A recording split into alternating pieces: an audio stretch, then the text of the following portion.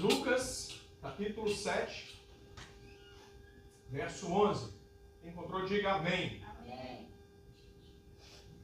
Diz assim a palavra do Senhor.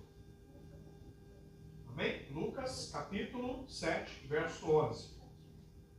No dia seguinte, dirigia-se Jesus a uma cidade chamada Naim, e iam com ele os seus discípulos e numerosa multidão. Quando se aproximasse da porta da cidade, eis que saía o enterro do filho único de uma viúva. E grande multidão da cidade ia com ela. Vendo-a, o Senhor se compadeceu dela e lhe disse: não chores. Chegando-se, tocou o esquife e, parando os que o conduziam, disse: jovem, eu te mando, levanta-te.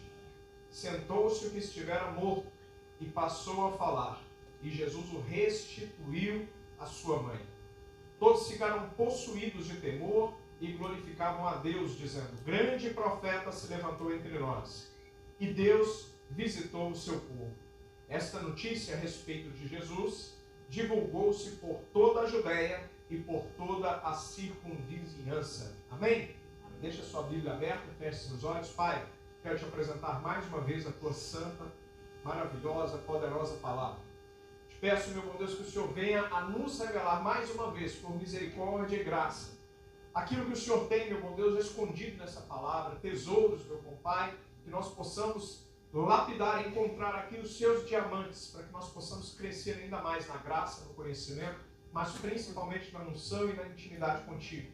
Em nome de Jesus, Pai, que o meu eu venha a diminuir para que o Senhor cresça cada vez mais neste lugar, em nome de Jesus. Amém, meus irmãos? Glória a Deus. Esse é um texto que eu gosto demais de ler. É um texto profético que nos mostra como será em breve. A palavra do Senhor diz que foi no dia subsequente, ou no dia seguinte. Dia seguinte a quê? Se você observar bem no começo do capítulo 7 de Lucas, Jesus ele estava se dirigindo e entrou para uma cidade chamada Cafarnaum. Jesus, todos os lugares onde pisou, para onde ele ia, ele tinha um propósito. Em Cafarnaum, que antecedeu a essa situação, ele foi ali para curar o servo de um centurião. O servo de um centurião foi curado.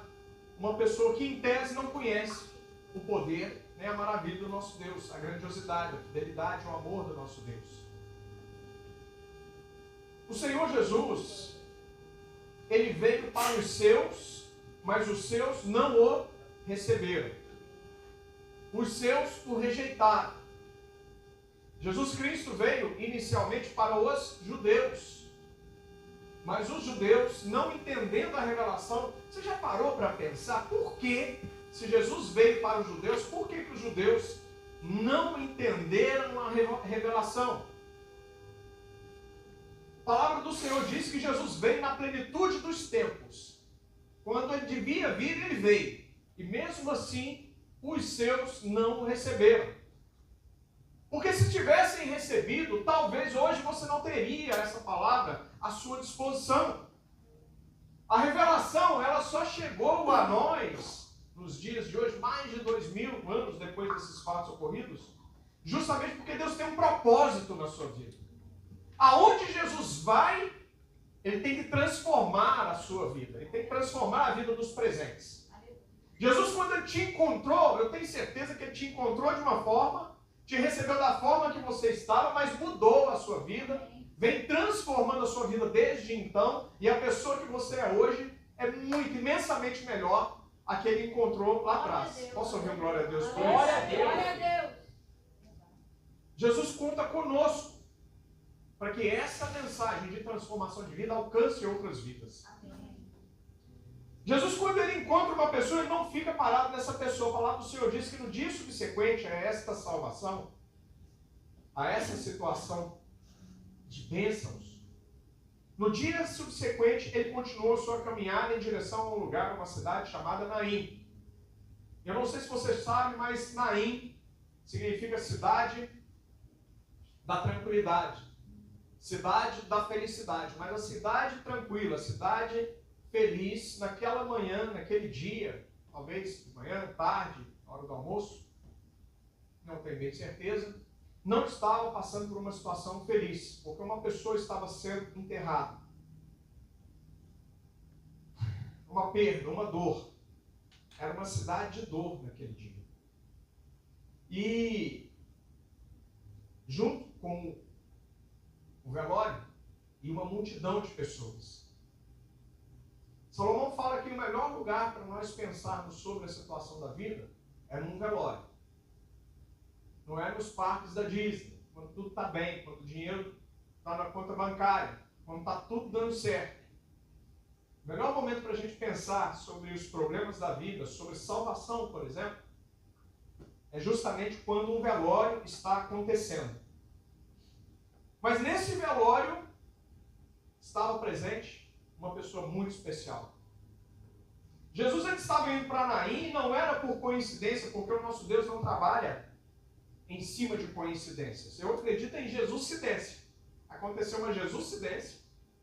Jesus estava presente naquele lugar e quando Jesus está presente, a morte tem que sair e a vida ela vai sempre reinar. Muitas pessoas dizem assim, porque hoje em dia a gente não vê mais grandes milagres acontecendo, a gente não vê pessoas mortas levantarem, a gente não vê cegos passarem a enxergar, a gente não vê surdos ouvirem. Mas isso é porque a gente sempre pensa, a gente tem a tendência de pensar pelo lado natural das coisas. Porque Jesus, quando ele entrou na sua vida, você pode não se dar conta disso, mas você já estava morto espiritualmente. E Jesus te resgatou, Jesus te ressuscitou. Antes de Jesus, quando as pessoas falavam sobre as coisas do Senhor para a sua vida, você não tinha ouvidos para ouvir, você era surdo espiritualmente. Você não conseguia enxergar no mundo do Espírito um palmo além dos seus olhos. Mas Jesus entrou na sua vida e transformou de maneira poderosa. E o mesmo Jesus que trabalhava no passado, ressuscitando mortos, dando audição aos surdos e visão aos cegos, ele continua trabalhando nos dias de hoje. Ele trabalhou na sua vida e por meio da sua vida muitas outras pessoas vão passar a andar, vão passar a enxergar, vão passar a ouvir a palavra de Deus, a única que transforma e salva a vida das pessoas. E naquele dia o próprio Jesus estava naquele lugar e algo teria que acontecer. Eu não sei se você sabe, mas a palavra de Deus já começa revelando que essa mulher, ela era viúva. E ela, por ser viúva, ela já era separada da sociedade. Porque ela não tinha um marido para sustentar, ela não tinha um marido para honrá-la. E tudo que ela tinha era o filho. Então Jesus vê dessa situação, porque quando Jesus olha para a vida de uma pessoa, ele esquadrinha. É como se fosse um scanner que faz uma leitura. Jesus olha para os olhos de uma pessoa e entende exatamente o sentimento daquela pessoa. Às vezes a pessoa ela pode até tentar esconder, mas Jesus passa um scanner e consegue entender a dor e o sofrimento dessa pessoa. A palavra do Senhor deixa claro que era o único filho que aquela mulher tinha. Se ela perdesse o filho, de fato ela já havia perdido, ela não teria mais nada, ela não teria ninguém. Ela seria de fato excluída da sociedade, ela viveria uma vida de vergonha. E Jesus, a palavra do Senhor diz que ele viu essa mulher e se compadeceu com ela. Compadeceu. Sabia que foi Jesus que inaugurou, que criou a palavra compaixão? Tenho certeza que você já ouviu várias vezes. Jesus teve compaixão de fulano, cicrano. O que é a palavra compaixão? Nós temos algumas palavras similares. Por exemplo, simpatia. O que significa simpatia? É quando você conhece uma pessoa e você gera algum sentimento bom com aquela pessoa. Alguma coisa que ela fala, alguma maneira que ela se expressa, algo que ela diz, que faz com que você, de alguma forma, se conecte emocionalmente com essa pessoa. Então você diz que aquela pessoa é simpática, aquela pessoa foi legal com você, aquela pessoa te tratou bem. Simpatia. Se a gente sobe um nível na escala, tem a empatia. Quantos conhecem o termo empático? Empatia. O que significa empatia? Empatia é quando a pessoa dá um passo além e ela não simplesmente vê a outra pessoa de forma simpática, mas ela entende, ela consegue se colocar no lugar da outra pessoa e entendê-la por meio dos sentimentos dela. Esta é a empatia. E a compaixão. Jesus foi o único, e no meu ponto de vista ainda continua sendo o único, que consegue sentir compaixão pelas pessoas. A compaixão é o grau acima da empatia. Jesus ele não só entendia o que a pessoa vivia, mas ele conseguia não só se colocar no lugar dessa pessoa, mas sentir as mesmas dores. Por quê? Porque ele é Deus. Como sendo Deus, tem um atributo muito poderoso que só Deus tem, que é a onipresença. É o fato de estar aqui dentro, estar aí dentro, Jonas, de você ao mesmo tempo. Dentro da pastora, dos pastores lá no fundo, do Diego, da Ritiele. Eu posso no máximo ser empático, eu posso entender o que você passa no seu dia a dia, Diego. Mas eu jamais vou conseguir sentir com a sua dor o que você passa. As suas expectativas, as suas alegrias, as suas frustrações. Quando está tudo dando certo, a sua alegria pulsando dentro de você. Quando as coisas eventualmente acontecem de uma forma diferente, você chora, você vai para os pés do Senhor e você confessa, eu não consigo atingir esse grau de envolvimento emocional. Jesus era o único que conseguia isso, sabia? Em diversas passagens, nós vemos que Jesus se compadeceu, e aqui foi da mesma forma. Ele entrou dentro dela, sendo Deus, e sentiu a dor que ela estava sentindo. E por entender com o sentimento humano aquilo que ela estava passando, ele disse, não vai ficar desse jeito. Aleluia. Deus está sabendo o que você está passando. Aleluia. Deus está sentindo o que você está sentindo. Presta atenção, se tem uma pessoa que diz estamos juntos, mas está junto mesmo, essa pessoa é Jesus Cristo de Nazaré. Nenhuma outra pessoa está tão conosco, nem a nossa esposa, nem os nossos filhos, nem nós com eles, nem eles conosco, como Jesus é. Amém. Não é que Jesus está, porque quem está pode deixar de estar. Uma pessoa que é simpática, de uma hora para outra, ela pode se tornar antipática. Mas Jesus, não. Jesus é a exceção de todas as exceções. Em tudo que você conseguir pensar. Aleluia. Glória a Deus. Se você acha que você ama, é porque você ainda não conhece o que Jesus sente por você.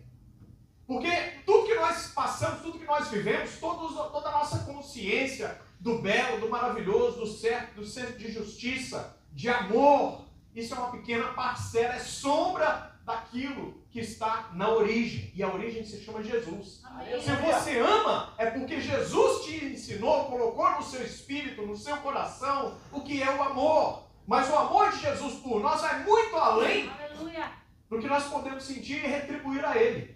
Por isso a palavra do Senhor, de forma magnífica e muito sábia, diz que o amor de Cristo nos constrange. Por quê? Porque nós não somos capazes de retribuir. Já parou para pensar nisso? Nós somos capazes de retribuir no nível intelectual, no nível natural.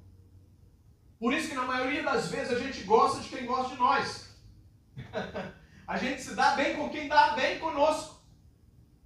E Jesus vai além. Por isso que volta e meia eu falo para a pastora, eu não tenho a menor pretensão de tomar o lugar de Cristo. Porque eu não estou e nunca estarei habilitado na grandeza e superioridade do nosso Deus. O nosso Deus, Ele nos ama de uma maneira que nós não podemos alcançar nem compreender. E Ele, nos amando dessa forma, Ele faz coisas que pode chocar outras pessoas que não estão preparadas para entender, porque geralmente nós temos a péssima mania de colocar Jesus dentro de um quadrado, dentro de uma caixinha. Nós desenhamos um quadrado e queremos que Jesus se encaixe naquele quadrado. Nós construímos uma caixa e queremos colocar Jesus ali dentro, sendo que Jesus ele é imenso, imensamente maior. Então, se você tem um senso de justiça, você pode ter certeza que o senso de justiça do nosso Deus, ele é perfeito, imensamente maior. Tudo que você conseguir imaginar de bom, de belo e perfeito, Deus é muito maior e vai além disso. A palavra do Senhor diz que Jesus deu uma ordem para essa mulher: não chores. Era um imperativo. Jesus não estava pedindo, olha, por favor, pare de chorar. Jesus não chegou para ela para aconselhar. Jesus, quando ele chega na vida de alguém, ele chega para resolver o problema. Oh, glória. E eu gostaria que você abrisse comigo em Apocalipse, porque a palavra do Senhor, eu ia só mencionar que em Apocalipse, a palavra do Senhor diz que ele vai enxugar as lágrimas das pessoas, mas tem tanta coisa maravilhosa que eu gostaria de compartilhar com você. Vai em Apocalipse 21, para você tomar consciência, te lembrar, provavelmente você já conhece o texto, eu quero te lembrar deste texto maravilhoso, dessa promessa que está em Apocalipse 21. A palavra do Senhor diz, logo no verso 1, vi novo céu e nova terra, tem lugar novo sendo preparado, está chegando para a sua vida, está chegando, esse lugar novo, esse lugar maravilhoso está chegando para te alcançar. Amém. Não é que você vai alcançar esse lugar, é esse lugar que está sendo preparado que vai ser trazido para você, porque por nós não alcançamos, não temos qualidade, não temos referência, não temos condições, máquinas e equipamentos para que nós possamos alcançar. É Deus que está preparando e vai trazer para aqueles que Ele ama, e é para mim e é para você. Amém. Glória a Deus. Apocalipse 21 diz, vi um novo céu, uma nova terra, pois o primeiro céu e a primeira terra passaram, e o mar já não existe. Vi também a cidade santa, a Nova Jerusalém, que descia do céu, da parte de Deus, ataviada como uma noiva, adornada para o seu esposo. Ela vai vir embrulhada de presente para você, viu, meu irmão? Vai vir embrulhada de presente, viu, Jonas? Coisa linda! Então ouvi grande voz vinda do trono dizendo, eis o tabernáculo de Deus com os homens. Deus habitará com eles. Eles serão povos de Deus e Deus mesmo estará com eles. Hoje o Espírito de Deus já habita dentro de nós. Isso é uma promessa. Quem crê que é templo e habitação? Glória a Deus. Amém. Mas um dia você poderá dizer como Jonas disse, antes eu ouvia e só conhecia de ouvir falar, mas você vai dizer, mas hoje eu te vejo face a face. Amém. Hoje eu te vejo face a face, é a promessa que Deus tem para nós. A cidade está sendo preparada, vai ser entregue para nós e nós vamos ter acesso a esse Deus vivo. E não será somente mais pela fé, aí vai ser intimidade, olho no olho. E todas as dúvidas, todas as perguntas que você tem hoje e ainda estão sem respostas, é só ainda, porque a resposta já está chegando. Se prepara porque a resposta já está chegando, meu irmão. Glória a Deus por isso. Verso 4, e lhes enxugará dos olhos toda lágrima. Isso é uma promessa. Isso é uma promessa. E a morte já não existirá. Quando Jesus disse para ela, mulher, não chores, ele já estava profeticamente falando sobre esse versículo, Apocalipse 21, 4. E lhes enxugará dos olhos toda lágrima, e a morte já não existirá, já não haverá luto, vai voltar ao estado anterior. Por que a morte nos dói tanto? Porque nós não fomos preparados. Nós não fomos feitos para perder ninguém. Por quê? Porque o nosso Deus é um Deus de soma e multiplicação. Ele não tira e nem divide absolutamente nada. Quem faz isso é o homem. O nosso Deus não. Aleluia. E aquele que está assentado no trono disse, eis que faço novas todas as coisas. E acrescentou, escreve, porque estas palavras são fiéis e verdadeiras. É fiel e verdadeiro. Aleluia. A palavra do Senhor diz que ele não é homem para mentir e nem filho do homem para se arrepender das promessas que ele faz. Isso aqui é promessa para a minha vida e para a sua vida. É promessa. Palavra é fiel e verdadeira. Disse-me ainda, verso 6, tudo está feito. Eu sou o alfa e o ômega, o princípio e o fim. Eu, a quem tem sede, darei de graça da fonte da água da vida. Meu Deus. O vencedor herdará estas coisas, e eu lhe serei Deus, e ele será o meu filho. Posso ouvir glória a Deus por isso? Glória a Deus. Então, quando Jesus estava dizendo para essa mulher, mulher, não chores, é porque Jesus já tinha, naquele momento, visualizado todas as dores, todos os problemas, todos os desafios, os obstáculos que aquela mulher enfrentaria. Ele se colocou no lugar dela, conseguiu sentir as suas dores e disse, olha, você não está sozinha, porque agora diante de você está aquele que vive e reina para sempre. Amém. Se nós estamos vivos nele, porque ele é a fonte da vida. Amém. Se nós existimos é porque nós somos existência nele. Ele é a própria existência. Amém. Se nós sentimos amor, é porque a fonte de amor total, plena, maravilhosa é ele. Aleluia. O nosso Deus não é simplesmente a referência, mas ele é o nosso tudo. Amém. Amém. A palavra de Deus diz que não cai uma folha de uma árvore sem que ele tenha controle daquilo. Por que você está triste? Por que você está abatido? Por que você está cansado? Deus está no controle da sua vida. Amém. E o mesmo Deus que parou como é que chama? Funeral. É o mesmo Deus que vai trazer vida para sua casa. Vida em abundância. Vai trazer a solução para os seus problemas. Porque o nosso Deus, ele tem prazer em solucionar problemas. Amém. A palavra do Senhor disse, verso 14, chegando ele tocou o esquife. E o que fez o povo parar, o que fez a multidão parar, foi justamente o fato de Jesus tocar o esquife. Não foi o fato dele chegar. Eu já ouvi algumas pregações, né? Jesus chegou e aí o funeral parou. Não, foi porque ele tocou, ele fez algo que era totalmente impensado para resolver o problema daquela mulher. Lá em Números, capítulo 6, verso 6, fácil de guardar, Números 6, 6, diz que se um homem, uma mulher tocarem um morto, em um cadáver, ele fica impuro por 7 dias. 7 dias para se purificar.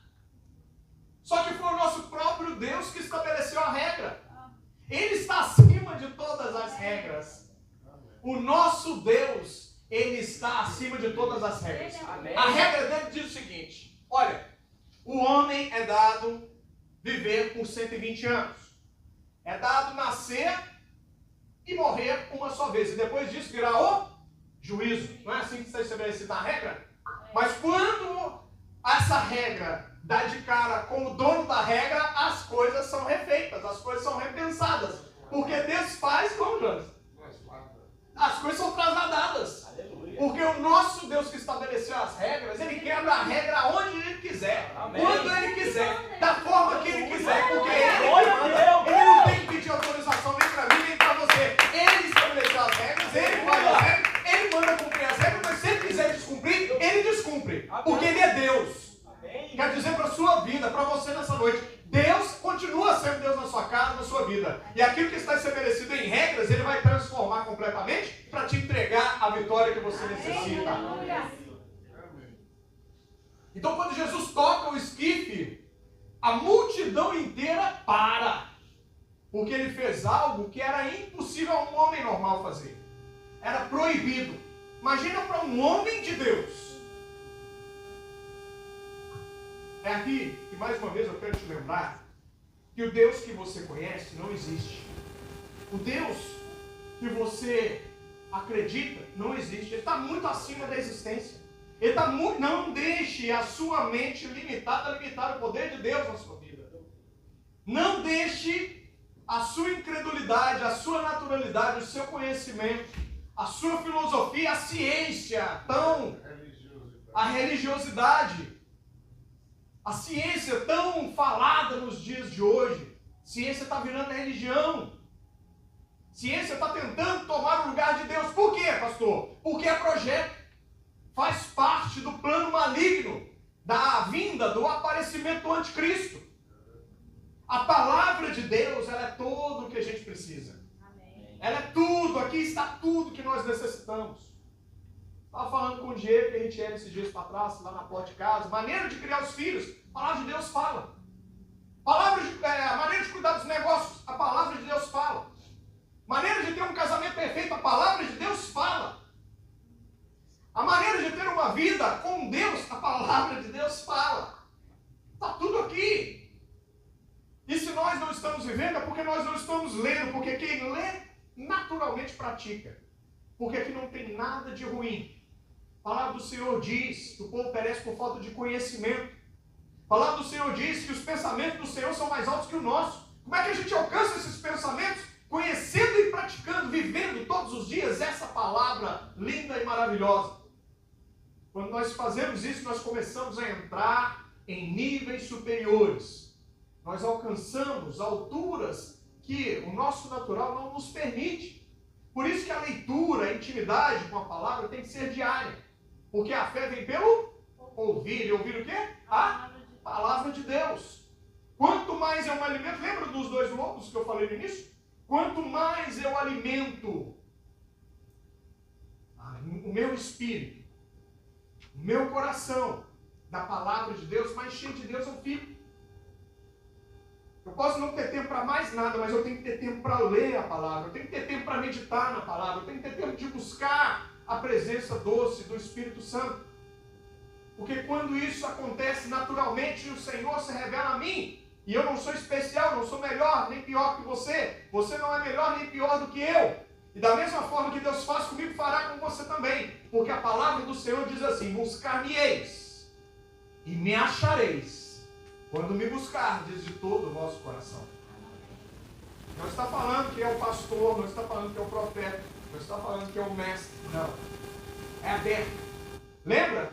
Quando Jesus ele foi morto na cruz do Calvário, o véu se rasgou de cima para baixo. Foi o próprio Deus fazendo assim, rasgando o véu, para que nós pudéssemos ter esse acesso. Nós temos um privilégio muito grande, porque na época de Jesus não havia a Bíblia.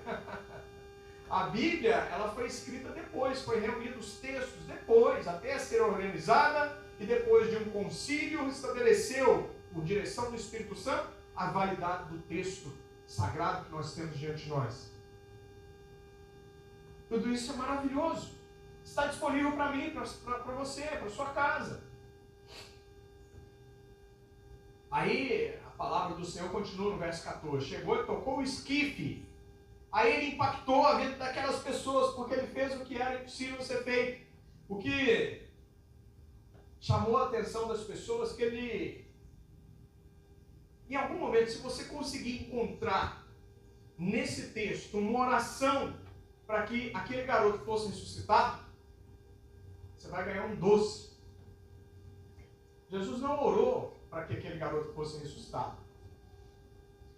Ele conversou com esse garoto, que supostamente estava morto, Rafael. Ele conversou com aquele garoto, que supostamente estava morto, como se ele estivesse vivo. E Jesus é o único que tem condição de fazer isso. Ele diz assim: jovem, eu te mando. Não é ressuscita. Não é acorda. Não. Levanta-te. Voz de comando imperativo.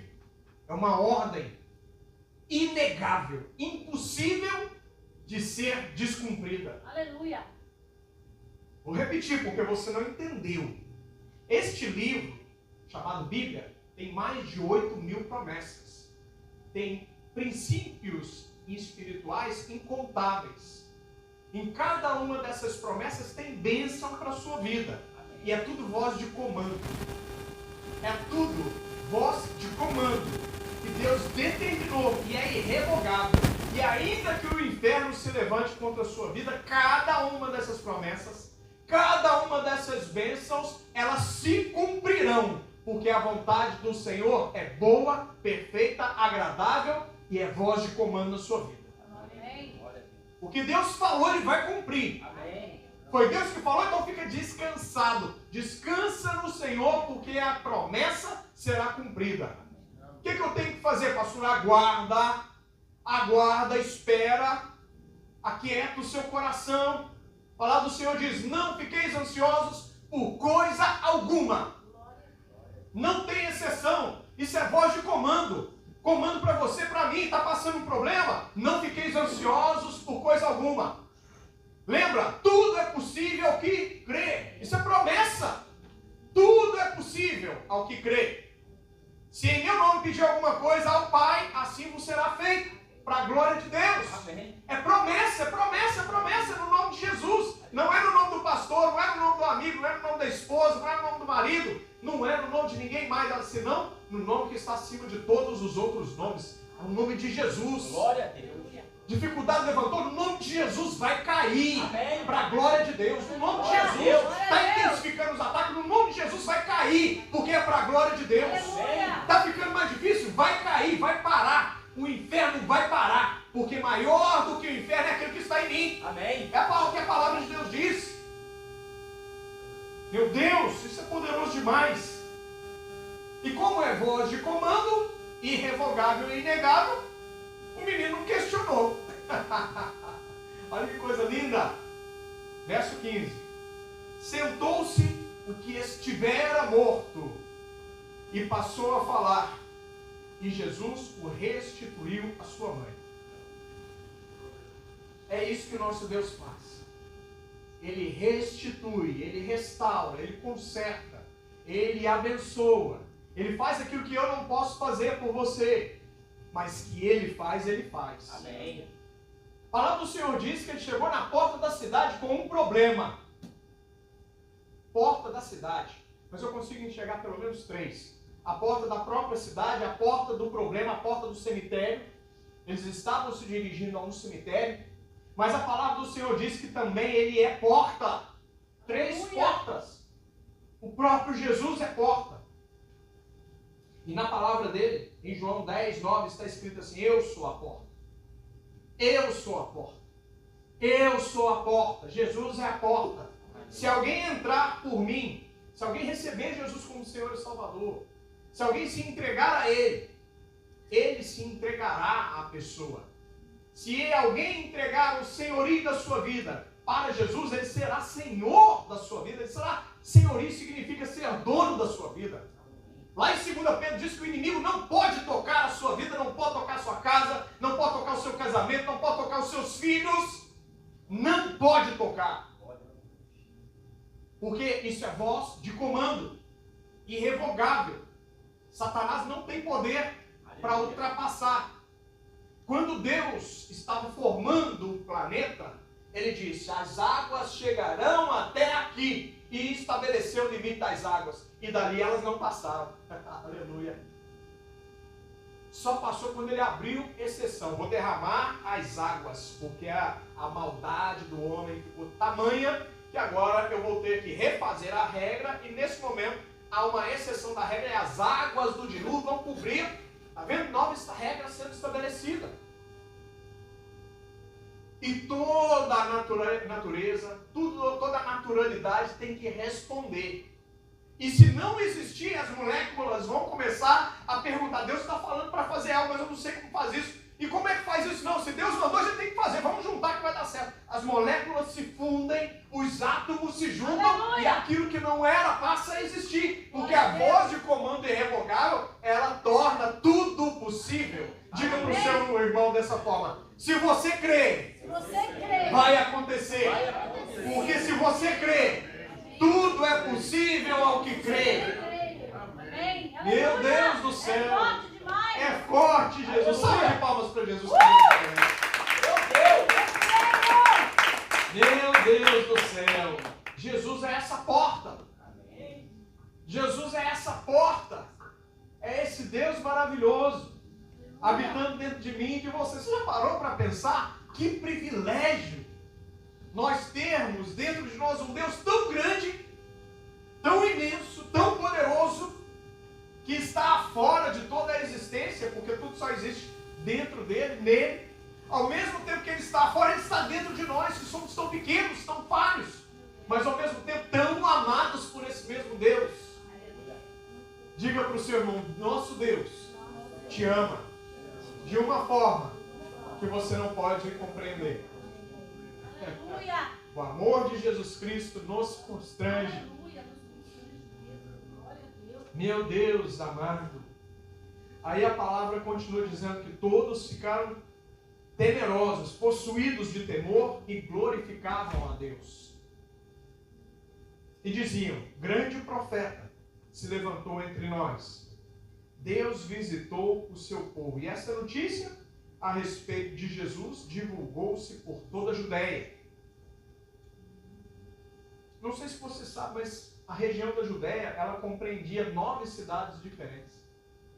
Um único milagre reverberou por uma região compreendida por 9 cidades. Milhares de pessoas foram alcançadas, atingidas por essa verdade.